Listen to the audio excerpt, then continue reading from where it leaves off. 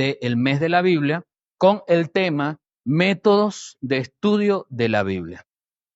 Me ha parecido interesante traer este tema para que de una manera profunda y sincera podamos conocer cómo hacer un estudio de la Biblia y particularmente adaptar un método a mi forma de estudiar, ¿no? Porque cada uno de nosotros tenía una forma distinta de estudio. El que pasó por la educación formal y el que no pasó por la educación formal, pero que igualmente es estudioso, porque de una u otra manera nosotros somos estudiosos. La mujer que es ama de casa, que no es profesional, es estudiosa del arte culinario. ¿Dónde aprende una mujer a hacer un tarcarí de ovejo? O sea, si ella no va a una, ¿cómo se llama? A una escuela de alta cocina, ¿dónde lo aprende? ¿Ve? En la escuela de su vida, viendo a su mamá, leyendo una receta, incorporándole ajo porro porque escuchó que el ajo porro le daba no sé qué, y va inventando así con esa receta, y en la escuela de la vida ella se convierte en estudiosa de eso. ¿Cómo hace una costurera que, aunque haya ido a estudios en un curso, ¿verdad? Tiene toda una vida perfeccionando el arte de la costura y tiene su propio método, porque ella depende de su máquina de coser pequeña o de su máquina de coser industrial. Por supuesto. Entonces, de una u otra manera, todos somos estudiosos, aunque hayamos o no hayamos pasado por la educación formal. Entonces, es interesante que esta parte del método de estudio de la Biblia nosotros podamos no solamente conocer los diferentes métodos, sino que alguno de ellos nos podamos conectar con alguno de ellos. Y sobre todo, mi oración y mi esperanza es que cada uno de ustedes, tanto de los que nos están siguiendo en la transmisión como de ustedes que están aquí, puedan llevarse esto y practicarlo, porque si no, he fallado. O sea, si aquí terminamos y pasa un mes y nadie hace nada, yo fallé. ¿Ves? Porque esa es la intención, dar las herramientas para que podamos hacer práctica de eso. Ahí nosotros conocemos que en la Biblia el Señor nos habla acerca de su palabra, hay que escudriñarla. Y a nosotros se nos facilita ese arte de escudriñar su palabra a través de lo que es un método. ¿Qué es un método de estudio? Es un proceso. Yo quiero aclarar que el método no es un arte o un acto que de manera inmediata yo voy a tener resultados. Un método es un proceso. ¿Y qué es un proceso? Un conjunto de pasos, un conjunto de etapas que se van cumpliendo poco a poco, una después de la otra. Entonces, un método de estudio es un proceso en el que se utilizan herramientas, estrategias o prácticas que ayudan a tener un mejor entendimiento y por lo tanto un mejor aprendizaje. ¿En qué consiste un método? Organizar, clasificar, diagramar toda la información que estamos estudiando. Cada uno de nosotros tiene una forma diferente de poder percatarnos de un mensaje que queremos estudiar. Hay quienes deciden subrayar su cuaderno. Hay quienes usan el resaltador. Yo en lo particular, cuando estudiaba, utilizaba un resaltador, pero yo tenía una compañera de clase que utilizaba varios resaltadores. Pero cada color tenía un significado. ¿Ve? Entonces, ¿qué estoy haciendo yo? Organizando cuando usted lee un libro, usted resalta lo que le llama la atención, las ideas principales, los principios de vida, algo que le llama la atención, para que al buscarlo lo encuentre de una vez y pueda repasarlo de manera más sencilla. Llevemos en mente entonces que para estudiar la Biblia yo voy a utilizar un método. ¿En qué consiste el método? Independientemente de lo que yo les voy a presentar, un método consiste en organizar, clasificar y diagramar. Ya yo debo tener en cuenta que ya la Biblia está clasificada. Me ayudaron en eso. Los 66 libros me los diagramaron en dos partes, 39 del Antiguo Testamento, 27 del Nuevo. ¿Qué tengo que saber? ¿Cuáles libros corresponden al Antiguo Testamento para que cuando vayamos a buscar un pasaje de la Biblia, como les mostré en estos días, no esté ubicado yo en el lado izquierdo buscando Apocalipsis? ¿Sí? Pero eso me lo ayuda el hecho de que ya está clasificada, ya está diagramada. Ahora, ¿qué voy a utilizar yo en ese método? Bueno, me toca el versículo, me toca entonces clasificar en ese momento, organizarlo, ¿verdad? A través de las diferentes técnicas que les voy a mostrar más adelante. Entonces, en lo básico de lo que es un método de estudio, es una herramienta. No hay garantía de que teóricamente yo utilice un método y así vaya a aprender mucho. No hay garantía. Porque si yo no tengo interés, si yo no acudo periódicamente o con mucha frecuencia a la Biblia, yo puedo inventar el mejor método posible. Pero si me siento hoy y luego me vuelvo a sentar en diciembre, ¿en qué me va a ayudar ese método? Si yo tengo que acortar los tiempos también. Puedo ser muy teórico en cuanto a estos métodos, pero lo que está por encima de esto es cuando mi corazón se dispone en oración a decirle, Señor, enséñame. Porque la palabra de Dios, según el apóstol Pablo a Timoteo, es útil para. Si yo no voy a permitir que me corrija porque me lastima, ¿qué sentido tiene que haga un estudio? Claro, con razón, siempre los estudios que hago los hago para los demás, ¿ves? No para mí. Y el estudio primero es para mí, pero cuando es para mí me corrige. Y cuando me corrige me señala dónde estoy haciendo mal y eso me duele. Si no tengo disposición para eso, puedo utilizar cualquier método, pero nunca voy a aprender. O sea, lo que está por encima es que yo tengo que orar y decirle, Señor, yo quiero que tú me enseñes. Y si tu palabra me tiene que exhortar, ayúdame a ser humilde para reconocer que estoy haciendo mal y, por supuesto, corregir, porque tampoco es me quedo, ay, si yo estoy haciendo mal y sigo haciendo mal. No, yo tengo que corregir. Dentro de este proceso de estrategia, del método, de todo lo que tiene que ver con estos métodos de estudio, nosotros nos vamos a encontrar con diferentes técnicas.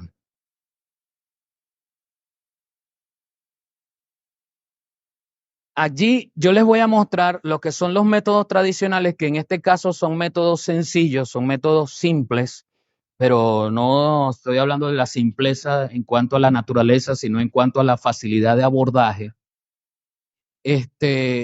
Y los métodos que son tradicionales, que son un poco más complejos, son más elaborados, requiere más herramientas, requiere más útiles.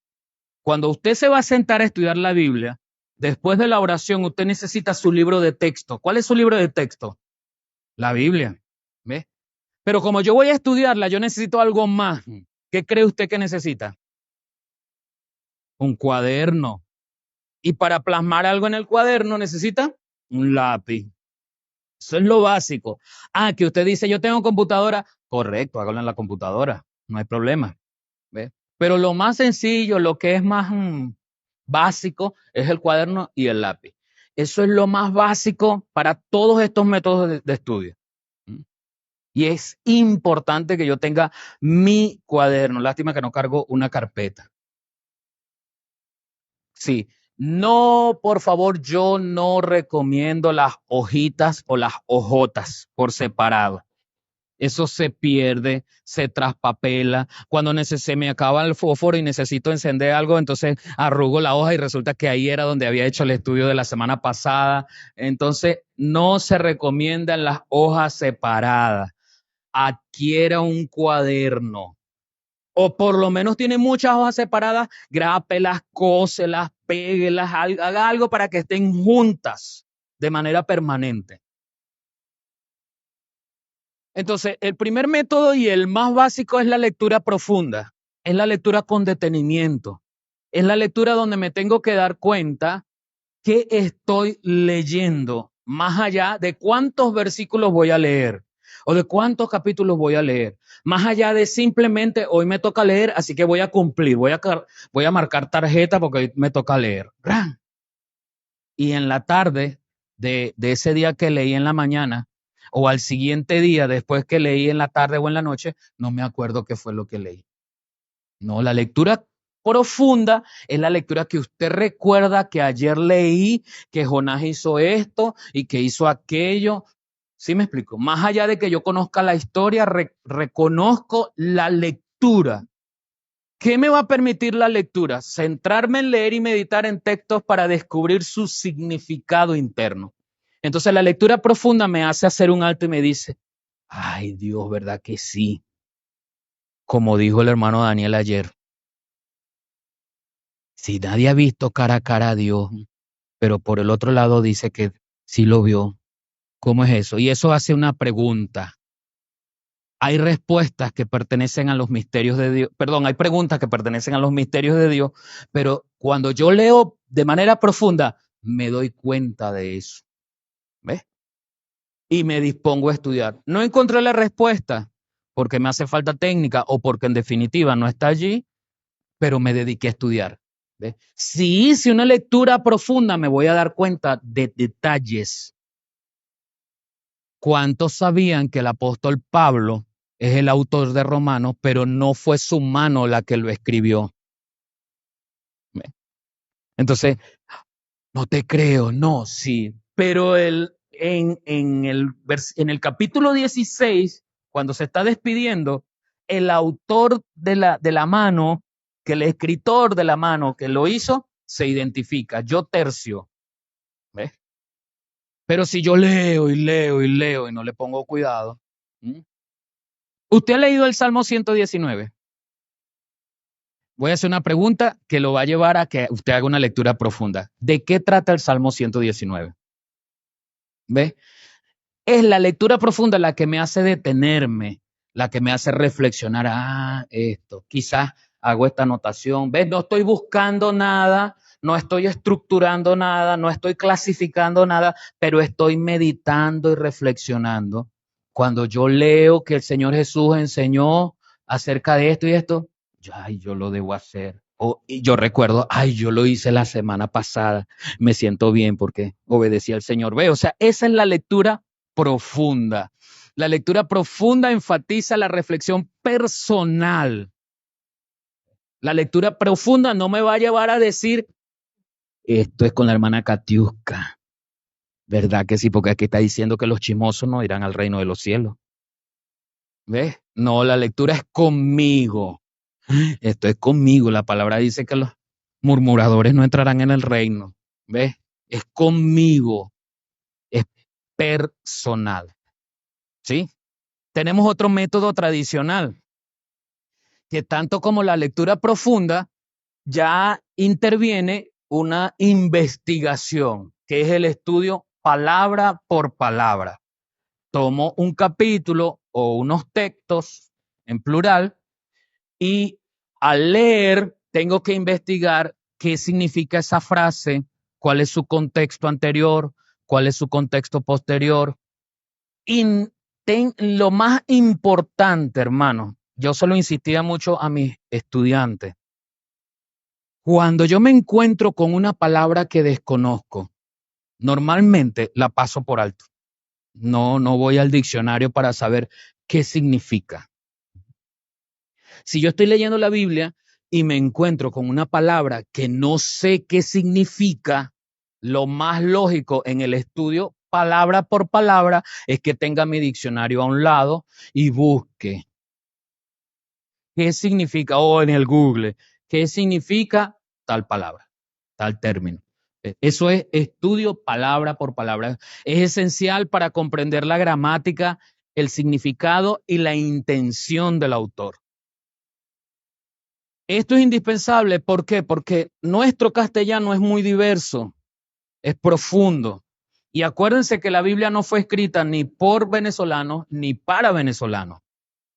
En la traducción es que se orienta a que el venezolano, en el castellano en que nosotros hablamos, podamos entender el mensaje. Para eso tenemos que conectar todo con lo que está diciendo antes y lo que va a decir después. En el estudio palabra por palabra se enfoca a desentrañar los aspectos que pueden pasarse por alto en lecturas superficiales, como la que les decía de Tercio, que escribió la carta a los romanos. Allí nosotros vamos a encontrar que la velocidad en que estamos haciendo el estudio disminuye, ¿ves? En función de la lectura profunda. La lectura profunda que también disminuye en función de la lectura superficial que yo hago, ya esta es más detallada, ya es quizás hoy que tenía planificado leer Romanos 1 del 1 al 16, llegué hasta el 6, ¿ves? Pero eso no es malo. Yo no tengo que tener una velocidad para eso. Resulta que de Romanos 1 al 16 y llegué hasta el 6, allí yo me encontré con algo un poco más difícil o muy curioso para mí y me detuve. Lo importante de este estudio, de este método, es que tal como el método anterior, él me lleva a reflexionar en lo personal sobre mi relación con Dios. Recordemos, los estudios que yo hago de la Biblia no son para encarar a nadie, no son para decir esto es para fulano, es para sutano. Los estudios personales son para que la palabra me hable a mí, me enseñe a mí, me exhorte a mí, me instruya a mí, me corrija a mí. ¿Sí? Dentro de estos también tenemos el estudio de usos de comentarios.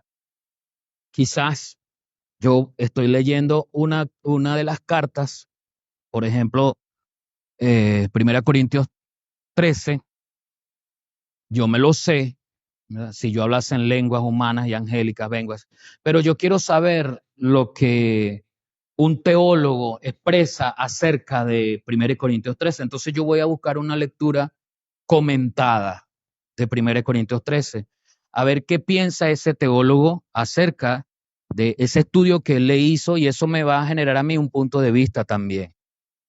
No es una de mis predilectas, pero reconozco que es un método. Yo puedo, sin embargo, este debe ser un método de apoyo, no debe ser mi método principal, porque yo tengo que tener un método propio, ¿verdad? Que me hable en primera persona a mí y me diga, por ejemplo, mí mismo, haz esto. O sea, yo mismo a mí mismo. ¿Ves? El comentarista, que normalmente es un teólogo, escribe, ¿verdad? Y dice que, por ejemplo, el amor explica el original griego, cómo se conecta con las distintas fases de la perspectiva del amor en cuanto al prójimo, en cuanto a mi misma persona. Y así él va haciendo una narrativa de lo que su estudio le permitió investigar acerca del tema del amor en 1 Corintios 13. Eso, hay diccionarios comentados, hay Biblias comentadas. Las Biblias de estudio, por ejemplo, la Biblia Thompson o la Biblia de MacArthur, son Biblias comentadas.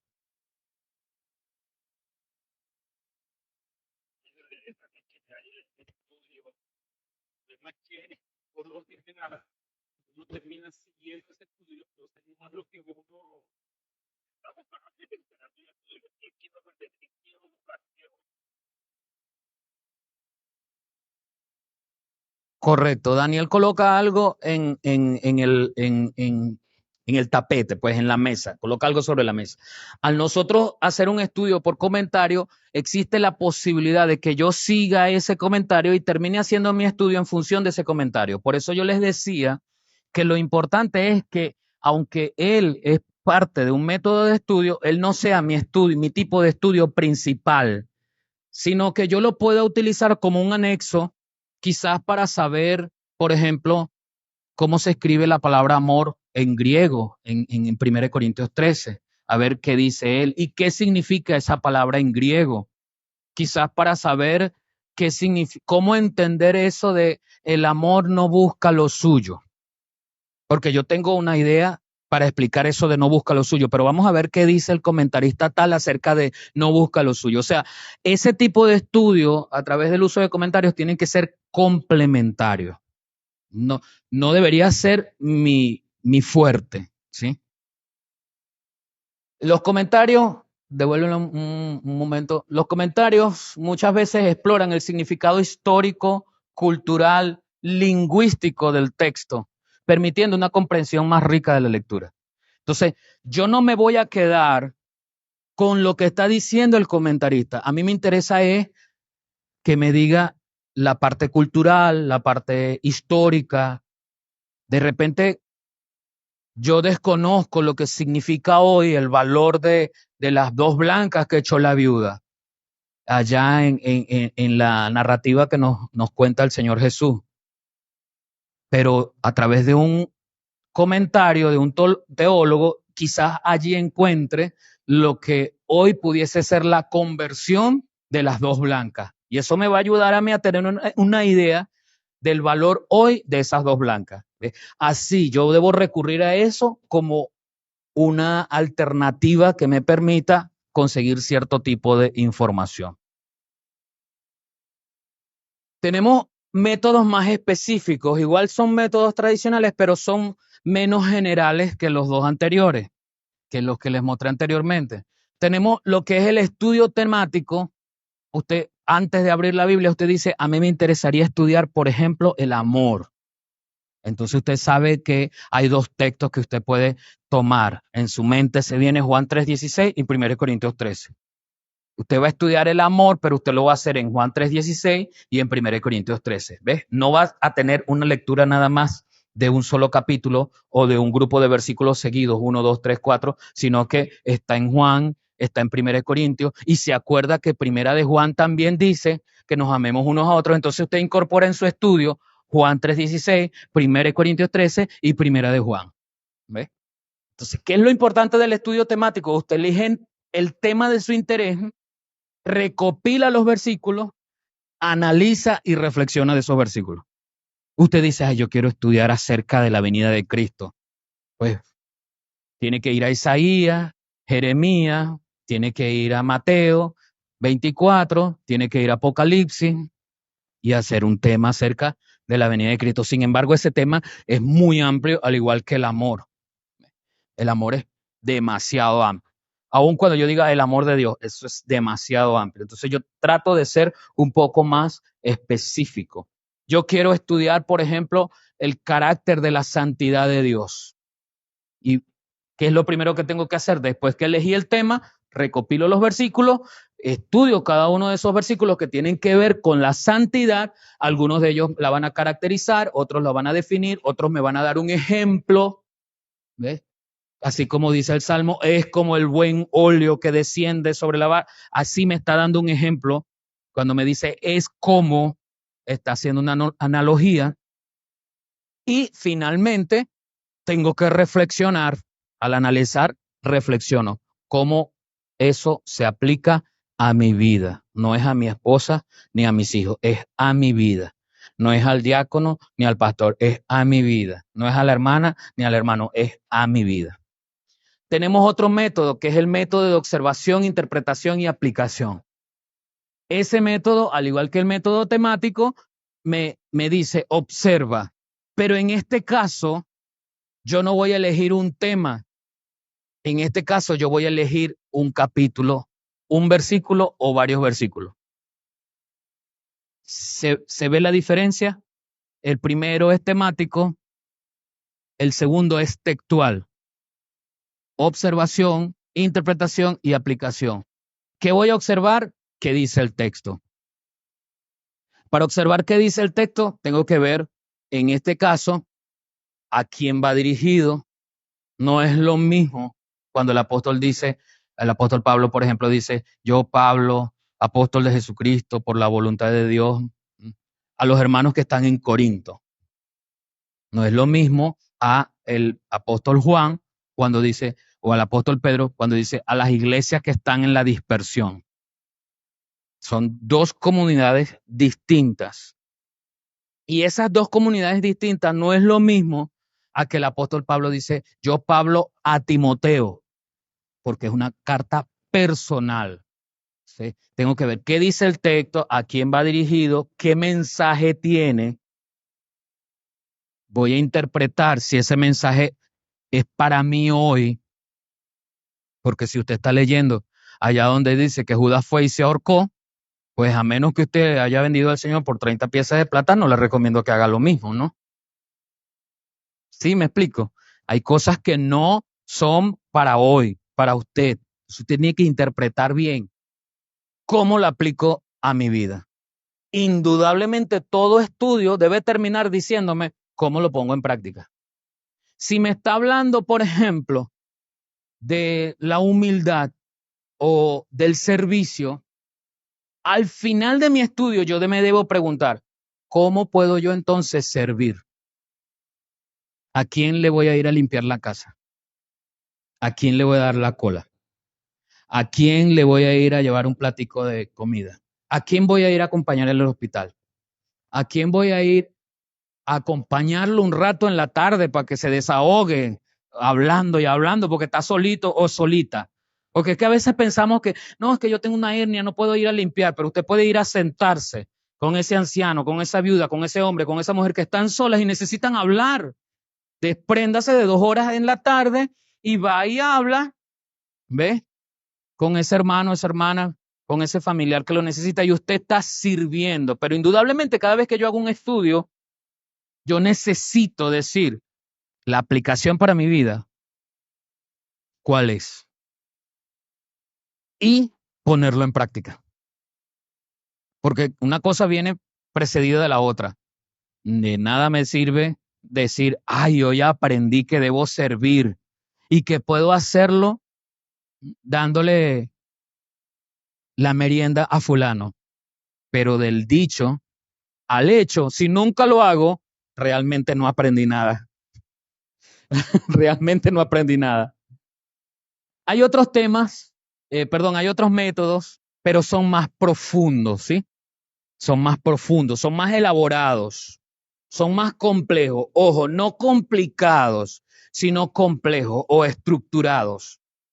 Tenemos, por ejemplo, el método inductivo, que al igual que el anterior, que era textual, este método, bien sea que lo aplique a un texto o lo aplique a un tema, tiene 3 pasos fundamentales. Leo el pasaje, observo detenidamente lo que dice, anoto las palabras clave, los personajes y los eventos que están sucediendo. ¿Ves? Ya es más específico. ¿A quién va dirigido? ¿Quién es el actor principal? Es Jonás, es Job, es Moisés, es el pueblo, es la iglesia en Corinto, es Jesús, es Pedro, es Juan, es la iglesia del Señor, es el mundo. ¿Ves? Pero eso me lo va a dar la lectura. ¿Mm? El actor principal, usted ha aprendido las películas y telenovelas, es el que más aparece, el que más se nombra. Aquel sobre cuya historia se centra su aparición en esos eventos. ¿Qué más voy a obtener de esa observación? Las palabras clave. Las palabras que más se repiten, eso lo hace el Señor Jesús y el apóstol Pablo como buenos maestros. Cuando quieren enseñar un principio, repiten en un texto, en varios textos, la misma palabra. Eso les debe llamar la atención, usted la ubica, la estudia por separado, qué significa y qué relación guarda con lo que está leyendo. ¿Sí? Si no se repite la palabra, de todas maneras el mensaje puede estar encuadrado allí. A veces hay unas guías de estudio que nos sirven, por ejemplo, la Biblia Reina Valera 1960, no solamente está dividida en capítulos, sino que según la idea principal del revisor, entonces le coloca un subtítulo arriba, el amor de Dios, ¿verdad? La salvación, tal cosa. Ese subtítulo me puede ayudar a entender las palabras claves que puedan aparecer. Pero recuerden, son ayudas. No es que ese título es palabra de Dios, no. Es una ayuda que engloba cuál es la idea principal de ese conjunto de versículos que están en ese capítulo de un libro o carta cualquiera de la Biblia. Luego que hago todo eso, veo quiénes son los personajes, quién es el actor principal, cuáles son los eventos, porque tengo que ver cuáles son los eventos que ese personaje se estaba desarrollando allí. Cuando usted lee, por ejemplo, el encuentro entre Jesús y la mujer samaritana, ahí está sucediendo un evento. Jesús estaba cansado, Jesús tenía sed, estaban en un lugar desértico, apartado del pueblo, y allí se encuentra una mujer. ¿Ve? Ese es el evento. Ese evento, esa historia, esa situación particular le permitió a Jesús tener un encuentro en solitario con una mujer y le permitió evangelizarla. Comienza una conversación que yo puedo estudiarla de una manera particular, cómo yo abordar a una persona para evangelizarla. Y Jesús acude a algo natural. Dame agua. Pero pensado en el momento histórico. Y la mujer revela el momento histórico. Es que tú no sabes que yo soy samaritana y tú eres judío. ¿Ves? Ese evento está sucediendo en medio de una situación históricamente difícil para judíos y samaritanos, pero también tiene que ver con las clases, con lo que es el hombre y mujer. Yo soy mujer, tú eres hombre. Estaban solos. Jesús utilizó todo eso. Cuando yo estoy haciendo ese método inductivo, yo estoy leyendo ese evento también y lo voy cuadrando. ¿Qué significa? ¿Qué significa? Reflexiono ahora sobre esa observación que hice. Y me pregunto, por ejemplo, qué me enseña o qué principios de vida puedo extraer de allí. Sigo con el caso de la mujer samaritana. ¿Qué principios de vida puedo extraer de allí? Primero, Dios no hace acepción de personas. Entonces yo voy a predicarle al hombre y a la mujer porque Cristo murió por todos. ¿Ve? Segundo, yo no necesito una estructura lingüística para saber cómo evangelizar cuando puedo hablarle a la persona sobre lo común. ¿Ve? Claro, a uno le daría como cierta pena en la calle, dame de beber. Pero la intención es extrapolar ese ejemplo que nos está diciendo. Ahí estoy interpretando qué puedo de allí, de ese aprendizaje, que puedo entender de ese mensaje. Y finalmente, cómo lo aplico hoy, yo, a mi vida. Eso es el método inductivo. ¿Hay alguna pregunta?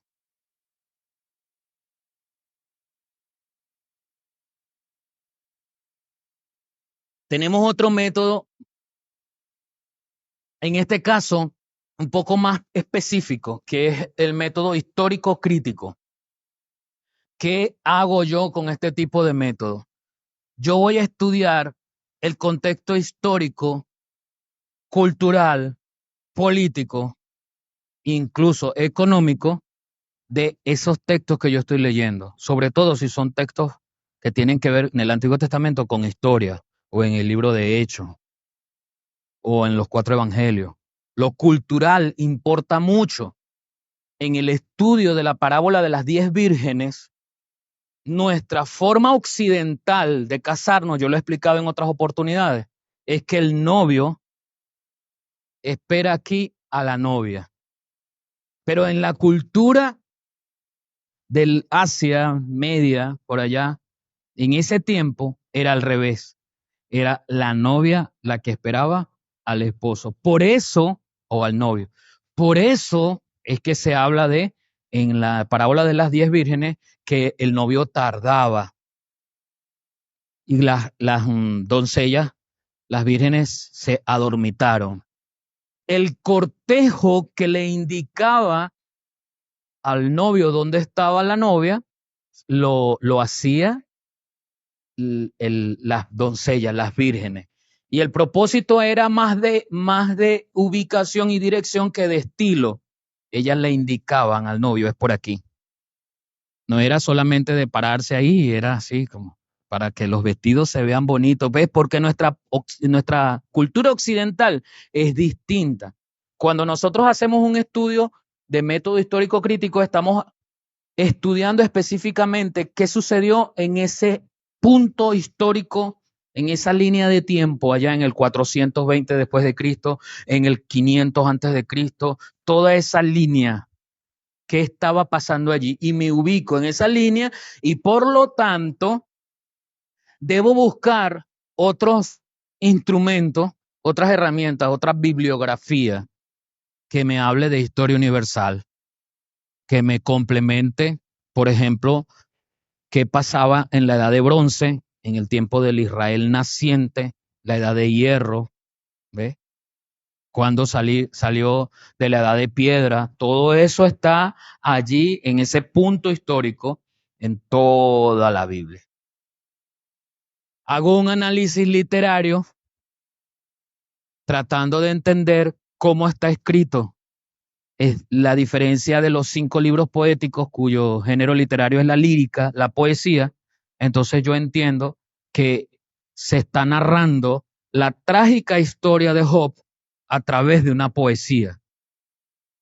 Y me interesa ver qué me está diciendo esa poesía de la narrativa de la historia trágica de Job.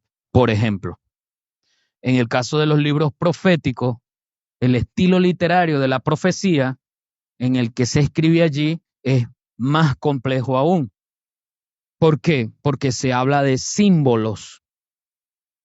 Vi, dice el profeta, vi en el cielo tal y tal cosa y es como tal y tal. Y entonces yo empiezo a describir la bestia, el ángel, la situación, que en muchos casos es simbólica. Entonces yo tengo que entender lo que es el género literario y la estructura de ese pasaje. Por ejemplo, cuando voy a Apocalipsis 1 me ayuda mucho y me habla del candelero, pero en tanto en el 1 como en el 2 me explica, y el candelero es la iglesia. Entonces allí me explica, ok, ese género literario a través de símbolos me está diciendo que el candelero es la iglesia. Me está diciendo, por ejemplo, escribe al ángel de la iglesia, que es aquel que guarda, el pastor, el que está al frente de esa iglesia local, como hacíamos el comentario hace un rato. Y, por supuesto, al final se encontrarán que esta parte está casi igual en todos los métodos. De nada me sirve estudiar lo anterior si eso va a quedar así. Yo tengo que aplicarlo a mi vida. ¿De qué manera entonces eso que aprendí de la historia, del género y ese principio de vida, de qué manera eso tiene relación hoy? Tiene relación con la iglesia donde yo estoy, de la que yo soy parte, tiene relación conmigo. La fiesta de los tabernáculos, un punto en la línea del tiempo en Israel, 1600, 1700 años antes de Cristo. ¿Qué relación guarda eso con la iglesia? ¿Se deben guardar las fiestas del Antiguo Testamento? O sea, esa es la idea. Estoy yo inmerso en eso. Dentro de otros tipos de métodos, tenemos el método más utilizado para las predicaciones. Pues es el método más complejo. Es el método que complementa en la hermenéutica lo que es el mensaje que se va a predicar o a hablar en un determinado auditorio. Solo que, bueno, no es exclusivo, pero es el que se usa normalmente por el pastor, por el evangelista, es el método exegético. ¿En qué consiste? Aquí está resumido, pero le voy a dar las siguientes diapositivas, voy a explicar en detalle en qué consiste cada uno de esos pasos. Pero consiste en un análisis textual, cuál es el idioma original y trato de entender el significado de ese idioma. Hablamos que la Biblia, en anteriores temáticas, hablamos que la Biblia fue escrita en 3 idiomas, ¿sí? Hebreo, arameo y griego. Esos tres idiomas que hoy están muertos, no se escriben ni se hablan, pero son importantes porque de allí proviene todo lo que tenemos hoy en nuestras versiones 2024. Para ello, entonces, en un estudio, en este tipo de estudio exegético, yo voy al original. Y hoy es muy fácil. Antes tenía que encontrarme la posibilidad de comprar una Biblia, sobre todo el Nuevo Testamento griego, o algunas partes de la Biblia en hebreo, pero hoy tenemos el acceso a través de Internet a muchas plataformas que tienen eso. Pero ¿cuál es la intención? Que yo conozca la raíz etimológica de la palabra, o sea, en la dimensión de lo que quiere expresar esa palabra. Eso es lo que yo debo buscar en la raíz, en hebreo, en arameo o en griego, para darle el significado al hoy. También yo debo hacer uso de comentarios y recursos, diccionarios bíblicos, Biblia interlineada en griego. Ahí ahorita más adelante les voy a mostrar que hay también software dedicados a esa parte de los diccionarios, de los comentarios. Y finalmente sintetizo la enseñanza. ¿Qué hallazgos encontré? ¿Qué principios de vida pude sacar de allí? Y cómo comunicarlos de manera efectiva, ¿ves? Concordancias también, ella dice, la Biblia tiene concordancia, hay muchas Biblias que tienen concordancia. ¿Qué es la concordancia bíblica? Es parecida a un diccionario, solo que ella me dice que la palabra, por ejemplo, amor, se encuentra en Corintio, en hebreo, en no sé dónde, y me va guiando en qué parte de la Biblia encuentro esta palabra. Esa también me ayuda mucho en el caso de que yo pierda la perspectiva o, como les decía en el ejemplo anterior, voy a estudiar la temática del amor. Sé que en Juan 3:16, 1 Corintios 13 y Primera de Juan puedo encontrar, pero al buscar amor en, en la concordancia, bueno, me lleva a Cantares, me lleva a los Salmos, me amplía la oportunidad de tener más textos bíblicos para analizarlo. ¿En qué consiste el estudio exegético? Dice, allí nos encontramos que es un método profundo y riguroso de estudiar la Biblia que busca entender el significado original del texto bíblico. Para ello, lo primero que tenemos que hacer es seleccionar el pasaje. Una vez que tenemos ubicado ese pasaje, tenemos que contar con los recursos. Recuérdese que todos los métodos que hemos hablado, los recursos que usted puede incorporarle allí, además de su cuaderno y su lápiz, son bienvenidos. Tantos recursos usted tenga a la disposición. ¿Carece de esos recursos? No se preocupe. Ahí está su Biblia. Anote, anote. Y las preguntas que no pueda resolver, compártalas en un estudio bíblico. Llame al pastor, llame a otro hermano, dígale, ayúdame a investigar. Ahí nosotros vemos cuán interesados estamos de estudiar la Biblia. Una vez que selecciono el pasaje, la siguiente etapa que nosotros debemos cubrir en función de hacer este análisis es ver cuál es el contexto histórico-cultural. Eso incluye cuáles son las costumbres, la situación política y social de la época y cualquier evento histórico relevante. Cuando usted lee, por ejemplo, la historia de Jonás, el mismo Señor le dice a Jonás qué estaba pasando y lo sumerge en la situación. Jonás, levántate y ve a Nínive, predica, porque está pasando esto y esto. Ya lo ubica, históricamente ya lo ubica. ¿Qué está pasando? Pero lo importante es que lo que sucede con Jonás no se centra en lo histórico que está pasando en Nínive, sino en la desobediencia de Jonás. ¿Ve? Y entonces Jonás agarra para otro lado. Pero ya usted tiene una visión amplia de por qué Dios está levantando a Jonás para enviarlo a Nínive a predicar. ¿Por qué? ¿O para qué? Ya Dios mismo le dice por esto, por esto, por esto y por esto. Allí no hay problema, ya lo dice. De repente yo puedo buscar en internet, en algún libro, un poco más de detalle cómo estaba desenfrenado Nínive en ese tiempo. El mismo caso en Génesis sobre Sodoma y Gomorra. El mismo caso, por ejemplo, en los libros históricos en el Antiguo Testamento, como Primera de Crónicas, Segunda de Crónicas, Reyes, Primera y Segunda de Reyes. Hizo el rey fulano delante de los ojos de Jehová porque hizo altares y levantó esto, hizo, y nos ubica históricamente, culturalmente. Eso es interesante tenerlo en cuenta a la hora de hacer un estudio exegético. En tercer lugar, voy a hacer el análisis, si es posible, en cuanto sea posible, voy a la fuente, hebreo, arameo o griego. Utilizo diccionarios, léxicos para comprender mejor las frases y las palabras que allí se mencionan.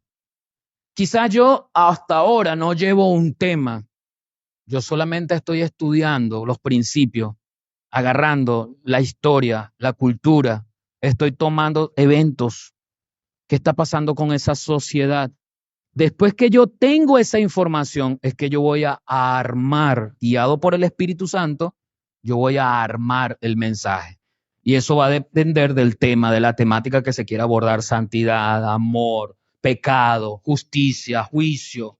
¿Ve? Eso va a depender. Pero primero tengo que recabar la información, reunirla, clasificarla, lo histórico, lo gramático, las definiciones, los principios de vida. ¿Ve? De esa misma investigación, yo puedo obtener 4, 5, 6 mensajes, lo que el Señor ponga allí delante de nosotros, porque es una investigación amplia. Yo solamente estoy recabando datos. Yo voy a la crítica textual. Salto uno. Yo voy a la estructura, la crítica textual. En esa crítica textual yo voy a comparar las diferentes versiones. Cómo lo dice la Reina Valera, cómo lo dice la PDT, cómo lo dice la textual, cómo lo dice la Nueva Biblia Viva. En el segundo estudio, cuando hablamos del canon, finalizamos esa parte hablando acerca de las versiones de la Biblia y aún las versiones más contemporáneas de ahorita, de lo que va del siglo XXI. Es interesante que al hacer la crítica textual, yo compare las diferentes versiones, sobre todo cuando vienen de manuscritos distintos.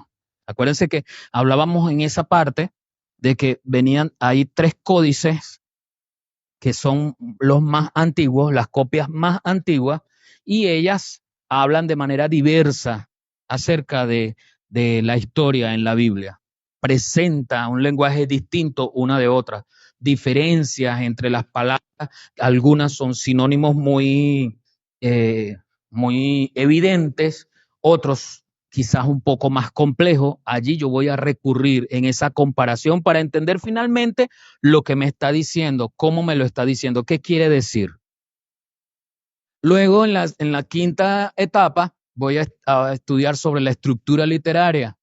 Es decir, voy a identificar la narrativa, si es poesía, si es una historia, si es profecía, o cualquier patrón de la retórica o de la estructura retórica que tenga el texto. ¿Qué implica que yo estudie la estructura retórica? En la gramática, por ejemplo, en el castellano, yo tengo que ver qué pasaje, cómo está estructurado ese pasaje, si está hablando en presente, en pasado o en futuro. Si ese futuro tiene que ver con el Mesías, por ejemplo, eso vio su cumplimiento en el Nuevo Testamento. Todas las profecías en el Antiguo Testamento acerca del Mesías vieron su cumplimiento en el Nuevo Testamento, pero como están escritas en el Antiguo Testamento, estaban escritas en futuro. Pero esas profecías no quieren decir que están vigentes hoy, solo que cuando se escribieron en un verbo que decía llegará, nacerá, ¿sí? ¿Ah? Vendrá.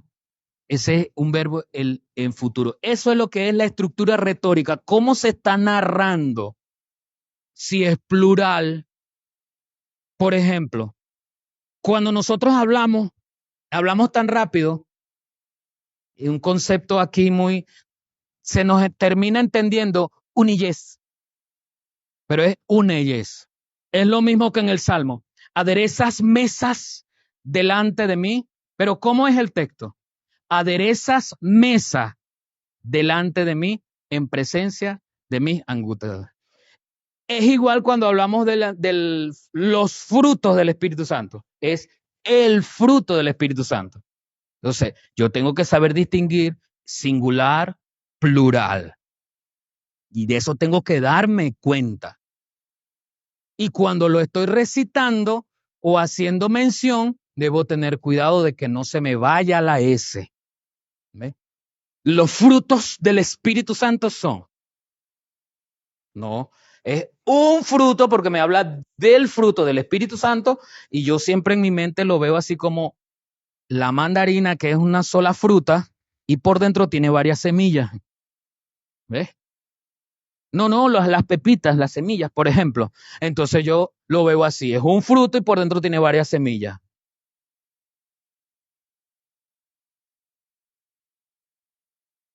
Embaraza, correcto. Entonces, ve, todo eso yo tengo que estar pendiente, ¿ves? De los tiempos verbales, de si es plural, singular, de los géneros, todo eso. Si es masculino, femenino, aunque hoy se quiera hablar de otra cosa. En el análisis exegético, en su sexta etapa, vamos a ver lo que es el contexto inmediato. Examina los versículos y capítulos que rodean el mensaje para entender cómo encaja el flujo general del libro. Por eso siempre le digo, vamos a investigar lo que dice Romanos 1:16, entonces tenemos que leer desde el 1:1 hasta completar al 2. A menos que yo quiera seguir profundizando y el versículo 1 del capítulo 2 comience con un conectivo, ¿ves? Que debo que estar pendiente de eso. Aunque, pero, sin embargo, son conectivos que si está comenzando el siguiente capítulo en la carta, quiere decir que la idea del capítulo anterior continúa, entonces yo también tengo que continuar.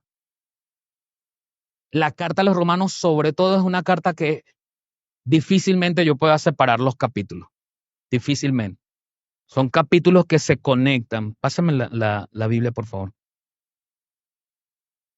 Son capítulos que se conectan y allí encontramos que no podemos separar las ideas que allí el apóstol Pablo está haciendo referencia, porque él utiliza mucho las palabras que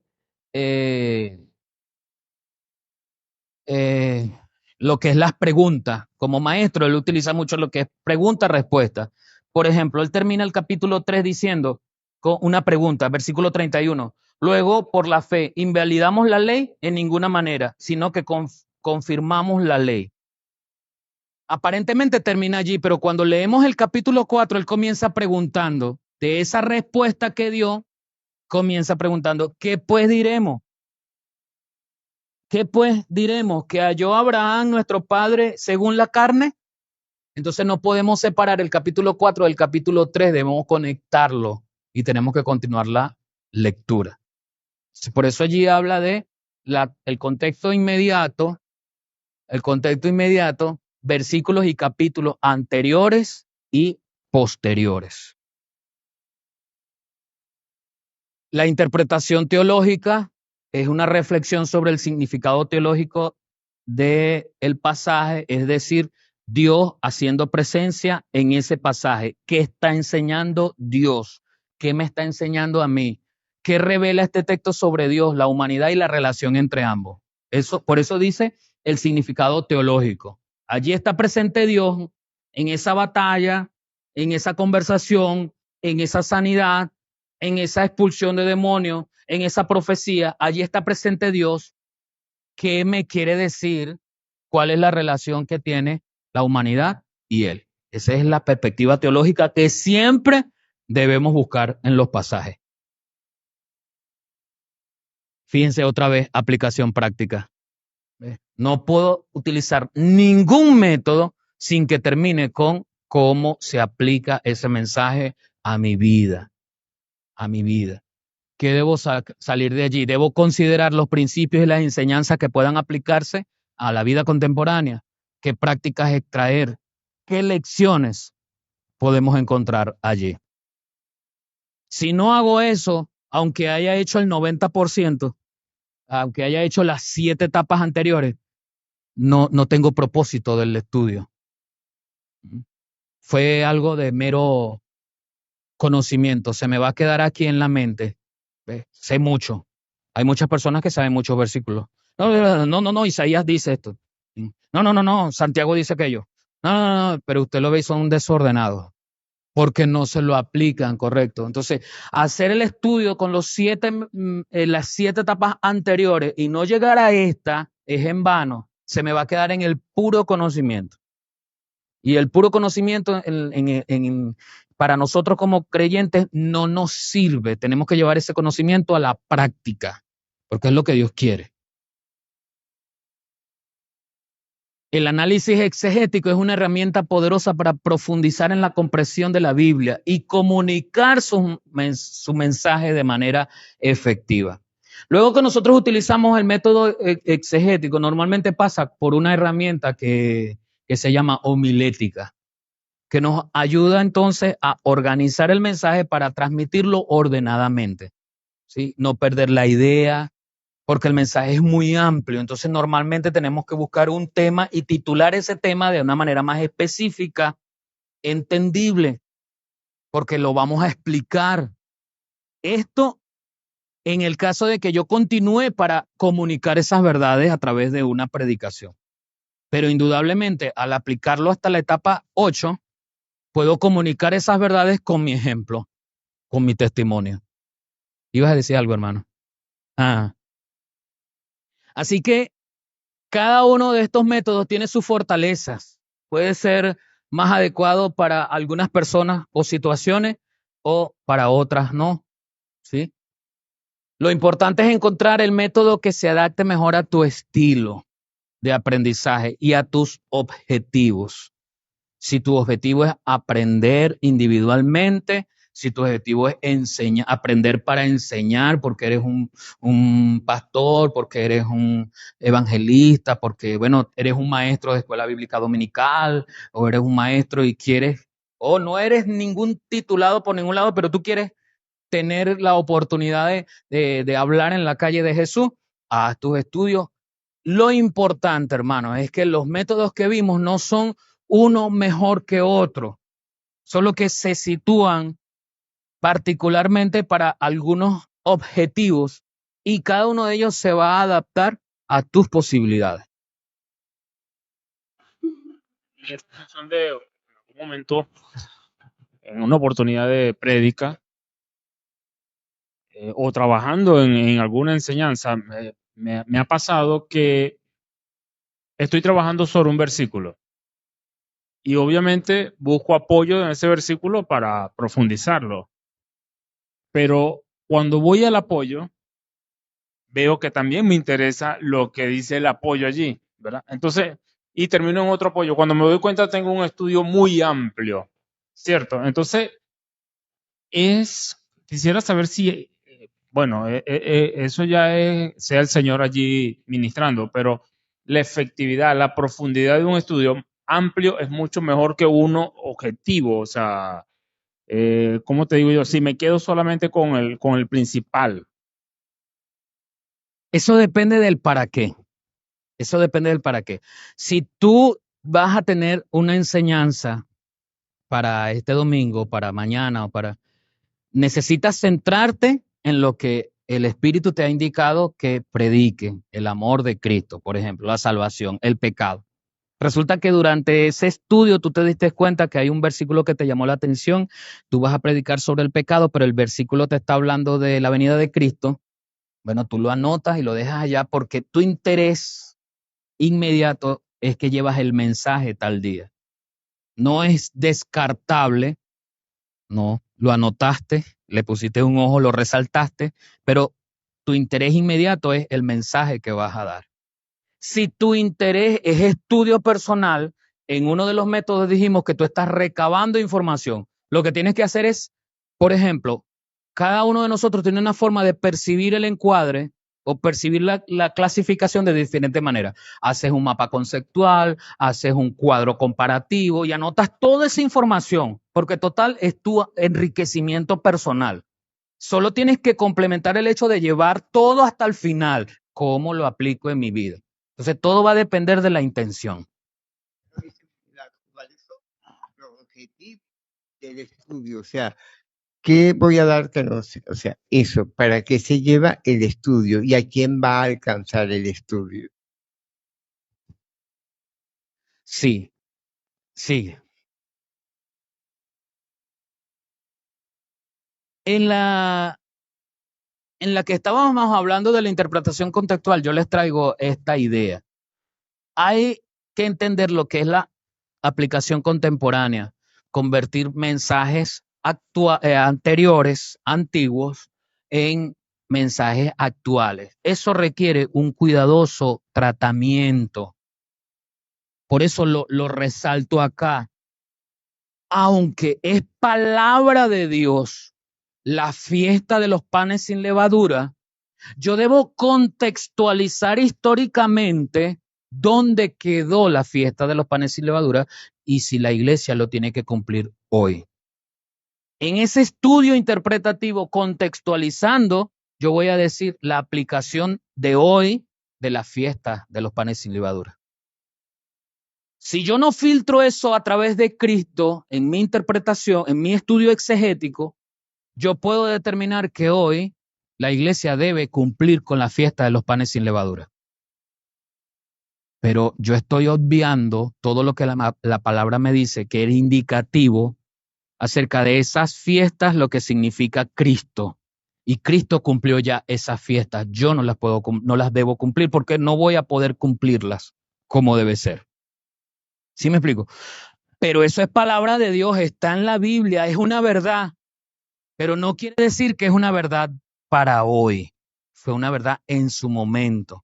Cuando el culto estaba representado en un tabernáculo, en un templo, donde era necesario hacer una ceremonia para hacer un sacrificio.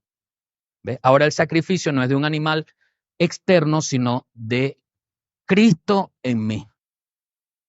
O sea, yo debo contextualizar. También debo entender ese contexto histórico. Es crucial considerar el contexto histórico y cultural en el que se escribió cada libro. Usted asegura que ese enfoque y esas enseñanzas se interpreten de manera correcta. Si no lo hago, eso lleva a malas interpretaciones. Cuando a veces uno está leyendo la Biblia, uno cree que los libros que están ordenados de forma cronológica. Y uno separa, así, por ejemplo, los libros de los profetas menores en el Antiguo Testamento, uno los separa y cree que ellos están divorciados de Esdras, Nehemías, que son libros post-exilio. O sea, son libros que narran acerca de ya Nabucodonosor había sacado al pueblo de Israel, lo había llevado a Babilonia, ya había venido otros imperios y finalmente Ciro le da permiso a parte del pueblo para regresar. Ahí está Esdras, Nehemías, pero algunos de los profetas menores también están incluidos históricamente ahí. Solo que nuestra mente nos dice, como están ordenados cronológicamente, eso está más lejos, no. Entonces yo tengo que averiguar bajo qué contexto histórico se escribió. Por eso es interesante cuando nosotros leemos en los profetas, por ejemplo, palabra de Jehová que le vino en los días de Josías, hijo de Amón, rey de Judá, en el año 13º de su reinado. Eso es importantísimo para ubicarnos en el punto geográfico. ¿Quién era Josías? ¿Quién era Amós? ¿Y cuándo, rey de Judá? ¿Y cuándo era ese año 13º de su reinado? ¿Dónde se nos encuentra eso? Vamos a Crónicas, vamos a Esther. o vamos a una ayuda bíblica para que nos ubique en el tiempo. Y vemos cómo Jeremías no está divorciado de otro libro. ¿Ves? No es que cada libro, Génesis fue en el año 1 del mundo, Éxodo fue en el año 2 del mundo, Deuteronomio fue en el año 5 del mundo, ¿verdad? Y así no está. Y Apocalipsis, quién sabe más para allá. No fueron, no están ordenados en ese orden cronológico de la línea del tiempo. ¿Sí? Entonces, por eso es interesante que yo haga entendimiento de ese contexto histórico. El nombre del rey me va a decir la relación del pueblo con Dios, porque hay reyes que hicieron lo bueno y hay reyes que hicieron lo malo. Entonces, que el libro me comience así, me está dando una ayuda. Allí yo tengo que observar. Observación, ¿se acuerdan? Observación. Entonces a veces, ay no, esos primeros son muy complicados. Claro, yo entiendo. Una lectura de Josías, no sé qué, yo no lo conozco, pues lo más lógico es que yo conozca a Josías y voy a buscar quién era Josías. Eso es lo más lógico. De eso se trata el estudio. Ajá, y me voy más adelante cuando ya esté el fragor de la batalla ahí, lo que me interesa, y sigo leyendo hasta que diga que lo puñaleó, que lo mató, que lo sacó, que no sé qué. ¿Eh?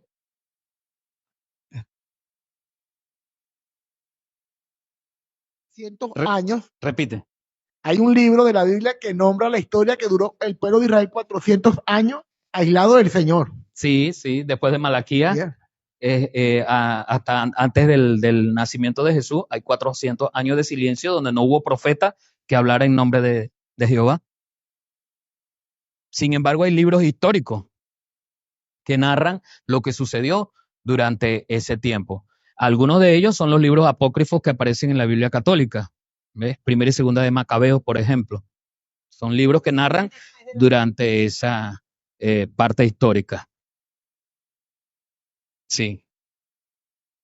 Bueno, hermanos, aquí hay herramientas de las que hemos hablado, un compendio general de esto, concordancia, diccionario bíblico, software de estudio bíblico, comentarios. Como quiera que sea, esas son herramientas, son utilidades que yo puedo incorporar a mi estudio. Las concordancias, como les dije, son listas de palabras y ubicaciones en la Biblia. Los diccionarios bíblicos presentan definiciones y contextos de términos bíblicos. Los softwares son aplicaciones para las computadoras, las tablets, los teléfonos, que organizan los recursos materiales. Incluso muchos de esos softwares son tan buenos que nos muestran mapas, que es otra cosa que nosotros desconocemos. El Irak de hoy, el Irán de hoy, quiénes eran en este tiempo. Sí, algunos de esos. Ahí es que buscar esos recursos. Así como los muchachos y algunos adultos tienen tiempo para buscar TikTok, ¿verdad? Y esas cosas, también podemos buscar esas aplicaciones. Claro, la Biblia al final, hay algunas Biblias al final que traen los mapas, es interesantísimo.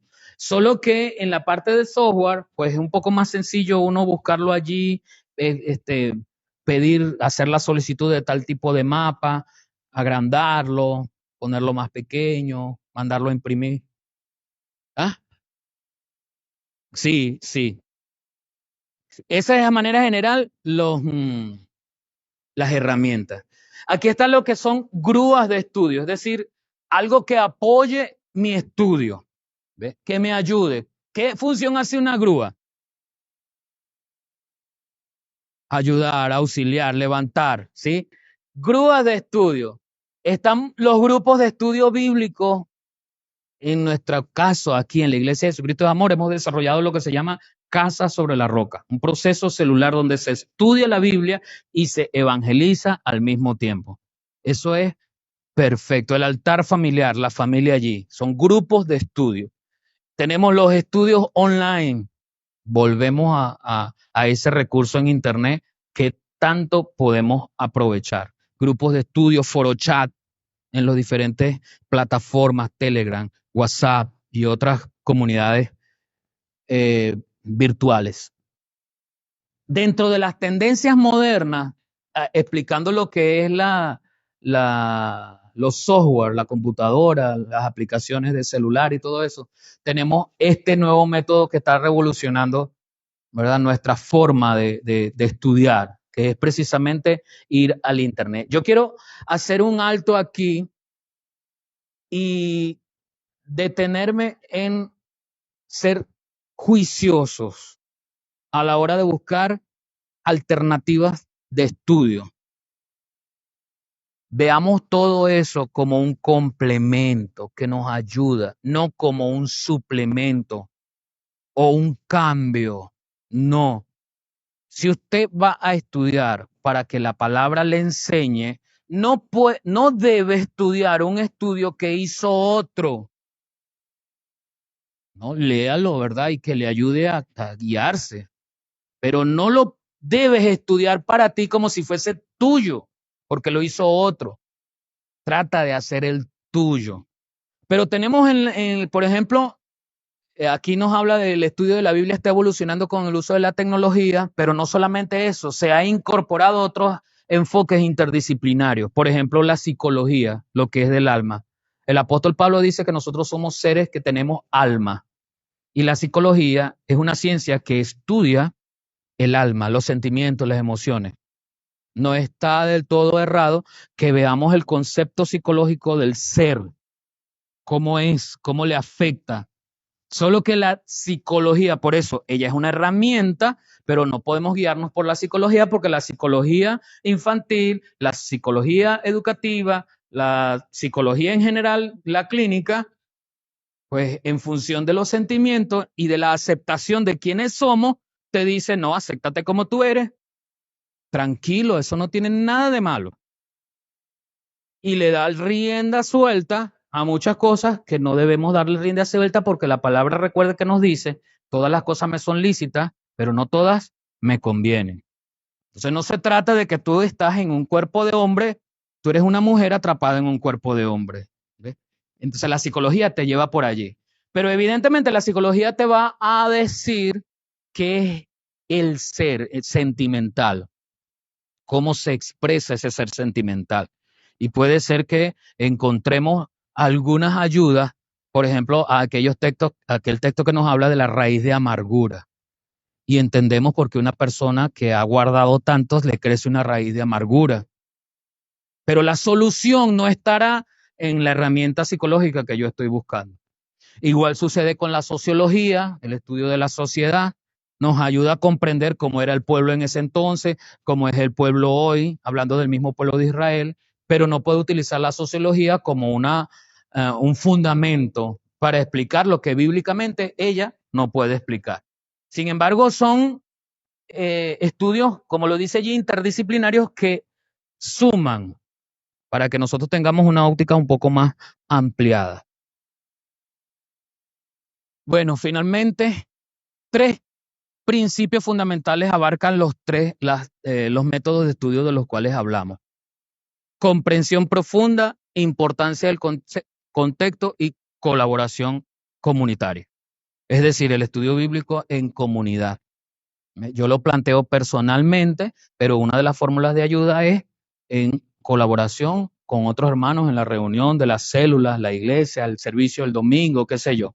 Esa es la idea básicamente del estudio de los diferentes métodos de la Biblia para que yo pueda aprender un poco y sistematizar ese aprendizaje en esos métodos, en ese o esos métodos, porque otra cosa que quiero decirles es que aunque son métodos particularmente individuales, yo puedo hacer combinaciones de ellos o puedo utilizar en un momento determinado un método y en otro momento otro método. Todo va a depender del objetivo, todo va a depender de los recursos que yo tenga, todo va a depender de cuán profundo quiero ir, un poquito más allá, de desligarme. Por ahora lo que estamos haciendo, hermanos, con este tipo de clases y con este mes de la Biblia es comenzar la primera etapa de la lectura de la Biblia, de tenerla en nuestras manos, pero profundizar y despegarnos de la simple lectura, de comenzar a hacer la lectura profunda, de comenzar a hacer un estudio inductivo, de comenzar a hacer un OIA, observación, interpretación y análisis o aplicación, de comenzar a hacer un estudio exegético. Esa es la idea. ¿Ves? Los que no tenemos de pronto hábitos de lectura sencilla, incorporarnos a ella. Y los que solo tienen hábitos de lectura sencilla, incorporarse a la lectura profunda. Y los que saben hacer una lectura profunda, incorporarse a un método inductivo. Esa es la idea. Esa es la idea de este tipo de estudios. ¿Hay alguna pregunta? Hoy día hay un tema de discusión que no considero necesario en el pueblo de Dios. Es si Judas se fue al infierno o está en el cielo. Porque a alguien se le ocurrió predicar Judas. A alguien se le ocurrió predicar que Judas fue perdonado. La Biblia no me dice de eso. La Biblia me dice a mí que la paga del pecado es muerte. Y a mí no me interesa dónde está él, ni me importa saber dónde está. Me importa hacia dónde voy yo. Entonces nos dedicamos, cuando nos habla sobre la importancia de lo que predicamos, queremos que no sea lástima ni tristeza, ni llevemos lástima ni tristeza al pueblo de Dios, esos temas históricos, esos temas o los relacionas muy bien, lo contextualizas muy bien al presente sin dejar lo que está escrito. La paga del pecado es muerte, mas la dádiva de Dios es vida eterna en Cristo Jesús. El problema, hermano, de nosotros es que cuando hacemos un estudio para predicarlo y ese estudio lleva la intención de hablar contra alguien, no contra algo. El mensaje de la palabra debe centrar siempre a Cristo e indudablemente Cristo hace la separación entre pecado y santidad. Cuando en el caso del tema de Judas yo quiero hablarle a los evangélicos que son fariseos, entonces mi intención va cargada de parcialidad y empiezo a justificar a Judas, empiezo a exaltar su obra. Ese es el problema, la carga de intención que yo tenga para estudiar un tema y llevar el mensaje. Cuando esa intención es justificarme, justificar una conducta, es atacar a alguien o a un grupo, yo puedo caer en mala interpretación.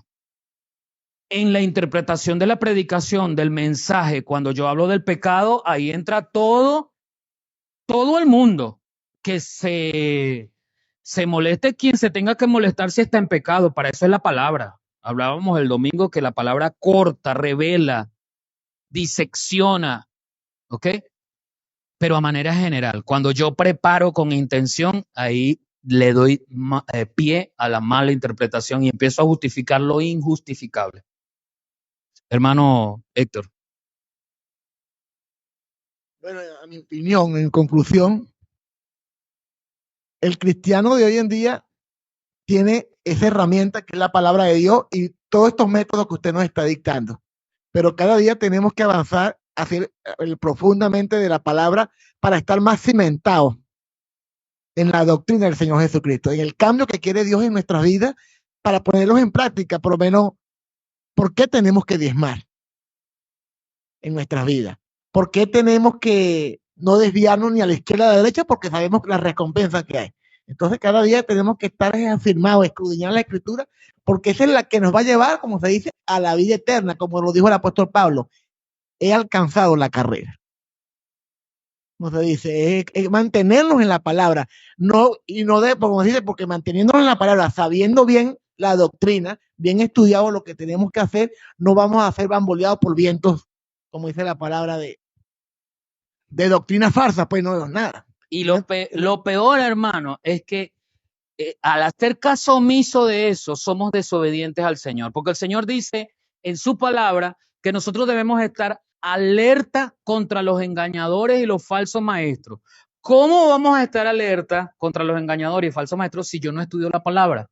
Cualquiera viene y me convence de lo contrario porque yo no estudio la palabra. Voy, me congrego, si es que me congrego, voy una vez el domingo o una vez al mes, recibo una palabra de vez en cuando, pero yo no hago mi propio estudio. viene cualquiera que no necesariamente pertenece a una secta, viene cualquiera incluso con apariencia de piedad, me dice tres cosas, me muestra con sus labios algunos textos bíblicos y yo empiezo a dudar. Ay, verdad. Falta de estudio de la palabra. Eliana primero, por allá. Compartiendo lo que dice el hermano Héctor. Héctor sobre que es necesario estudiar la palabra. Yo hago énfasis porque aquí vemos varios que somos padres y que aún estamos formando a nuestros pequeños, en que en nuestro caso, para nosotros es como un reclamo del Señor.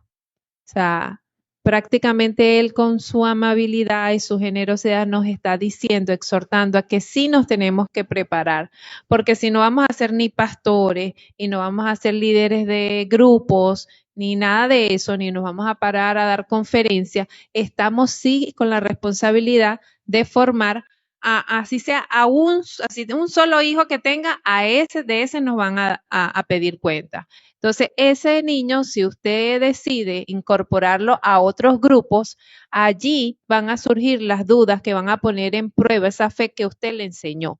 Y si usted le enseñó una fe que usted no tiene cómo responder, las palabras básicas, pero ¿será que Dios existe? Y si Dios es bueno, ¿por qué las cosas malas pasan? Porque esas dudas van a llegar y la primera persona que debe dar la respuesta base para que ellos tengan y no decir, eso es porque dice la palabra y eso es lo que yo le digo. O sea, ellos necesitan desde pequeñito a que, como dice Pablo, su fe sea racional.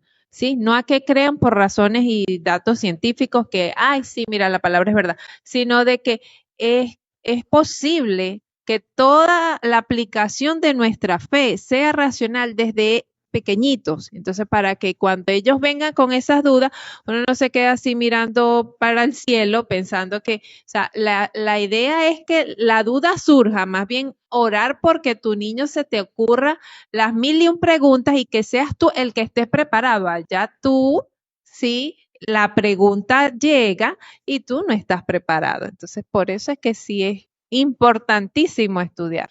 Correcto. Gracias por ese súper comentario, porque es verdad. Mi estudio personal de la Biblia no es solamente para predicar, es para nutrirme, pero al nutrirme, yo tengo una responsabilidad. Si soy papá, tengo una responsabilidad. Si soy mamá, tengo una responsabilidad para con mi hijo, así no me vaya yo a agarrar un micrófono y ponerme al frente de un grupo.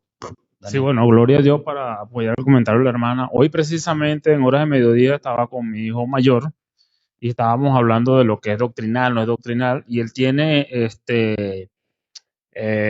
estábamos hablando sobre el pelo de Sansón, que si era objeto de estudio, y yo le decía que bueno, si se pudiese sacar algo allí, pero el provecho era Cristo, entonces él me decía que el pelo largo es la moda y que Cristo no lo aprobaba porque en la gracia, y comenzamos un debate sano, pero es estar preparado para lo que, Claro. para lo que dice. Claro. Pero por otro lado, pastor, me llama mucho la atención que hemos visto prédicas, valga la redundancia, de pastores, predicadores, conferencistas, que hacen un estudio, sencillamente, no sé si aplican todo esto o sencillamente lo basan en lo espiritual. Es decir, me paro ahí y empiezo a predicar lo que vaya dando, lo que me vaya llegando, vaya dando. Y al final recibo un mensaje, pero no sé si está estructurado o sencillamente fue para él o es de provecho como tal. Sí, bueno.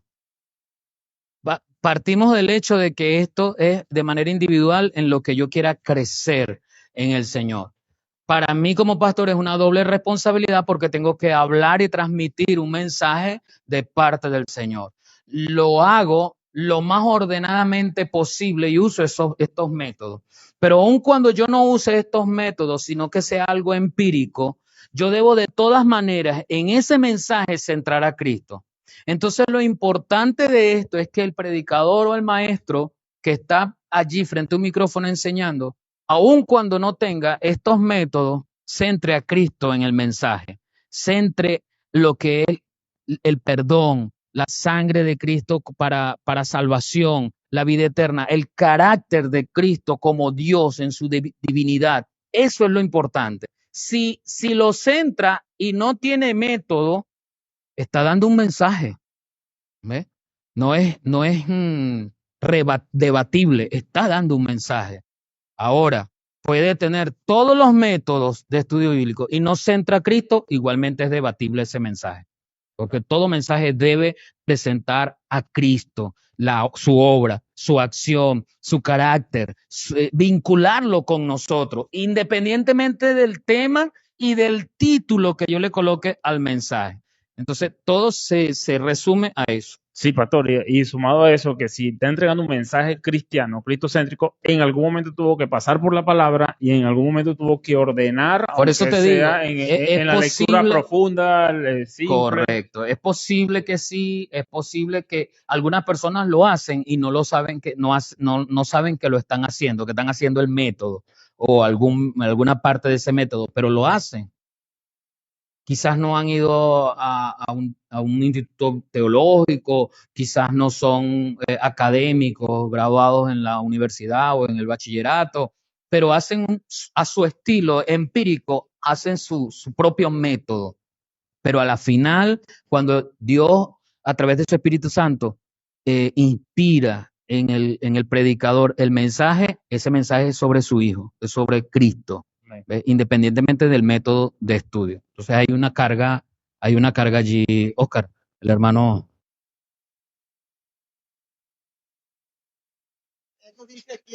Él nos dice en su palabra.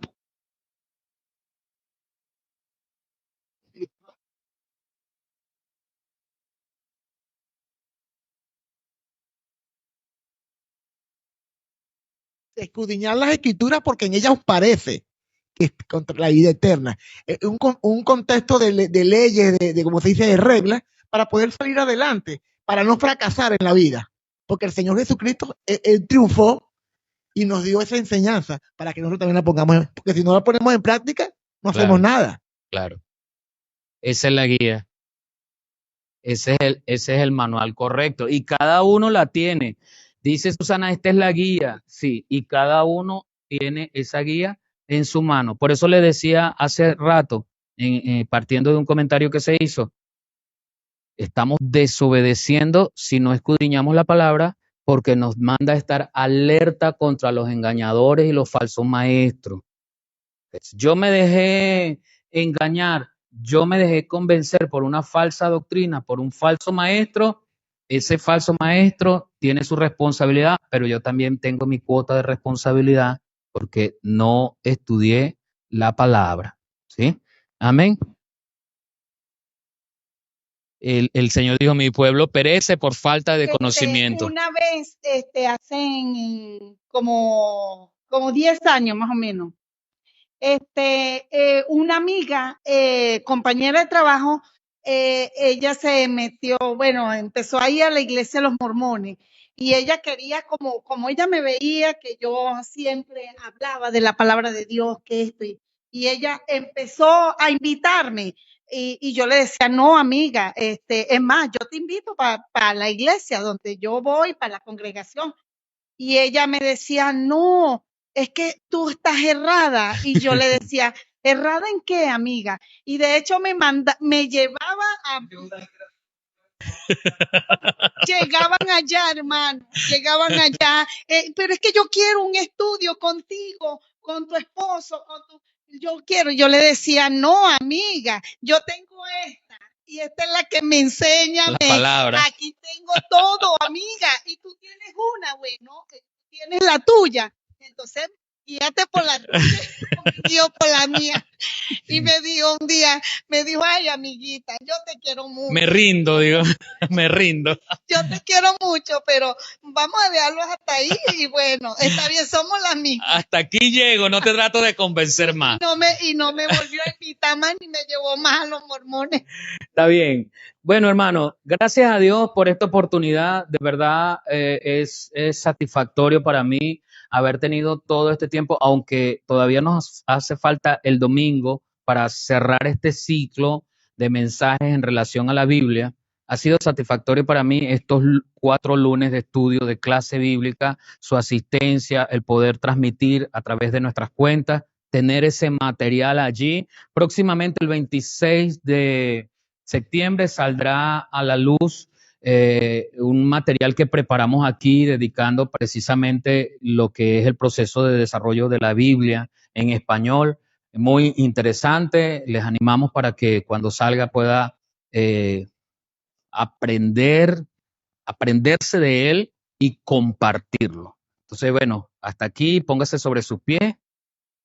Nos despedimos, gracias a los que estuvieron conectados hasta este momento. Vamos a orar y de esta manera estamos despedidos. Padre, en esta hora te damos las gracias porque tu palabra nos ha enseñado.